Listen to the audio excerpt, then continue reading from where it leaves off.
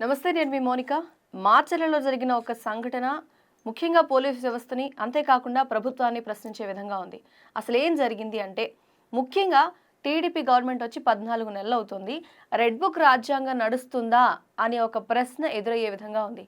ఎందుకంటే ఒక అమాయక వ్యక్తి మీద కేసు కూడా లేకుండా పోలీస్ స్టేషన్కి తీసుకెళ్లి చిత్రహింసలు పెట్టిన ఘటన జరిగింది. ఎక్కడిది అంటే మాచర్ల నియోజకవర్గం వెల్దుర్తి మండలానికి చెందిన పూనగుంట నాగిరెడ్డి అనే వ్యక్తికి సంబంధించి ఈ ఘటన జరిగింది.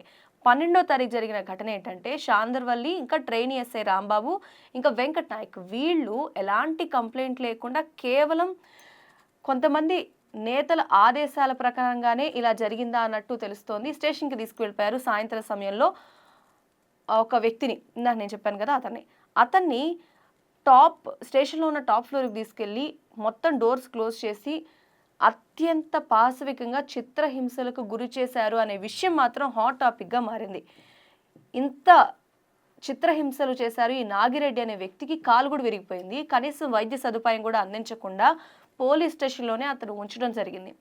పోలీసులు అక్రమంగా వీళ్ళని అరెస్ట్ చేశారని చెప్తున్నారు. అతని మావయ్య వస్తే ఏంటి ఇలా జరిగింది అని అడగడానికి 15,000 రూపాయల లంచం కూడా తీసుకున్నట్టుగా తెలుస్తోంది.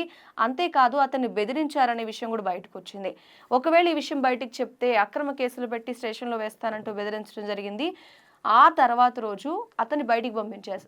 నీ మీద ఎలాంటి కేసు లేదని బయటికి పంపించడం జరిగింది.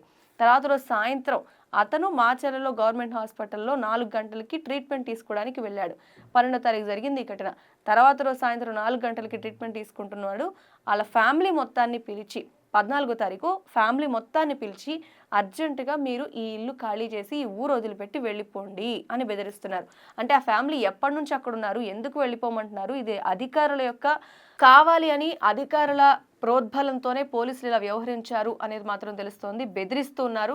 ఈ సంఘటన గురించి మీరెక్కడన్నా ఎవరికన్నా చెప్పినట్టుగాని తెలిస్తే, పోలీసులు కొట్టారు, డబ్బు తీసుకున్నారు అనే విషయాన్ని ఎవరికైనా చెప్తే మళ్ళీ ఇలాగే తీసుకొస్తాము మిమ్మల్ని అని బెదిరించినట్టుగా కూడా మనకి సమాచారం అందుతోంది.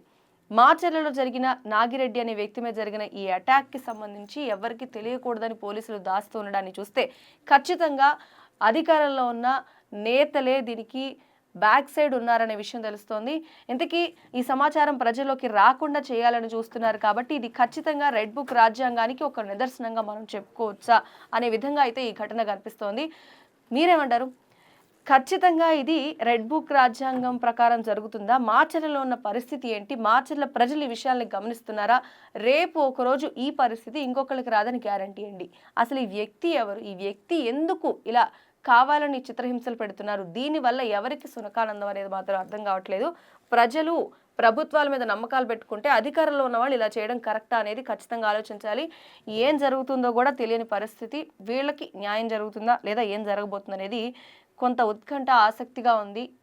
ఇలాంటి పరిస్థితులు రాకూడదని మనం ఖచ్చితంగా ఆశిద్దాం. మీ అభిప్రాయాన్ని కామెంట్ రూపంలో తెలియజేయండి. Thanks for watching.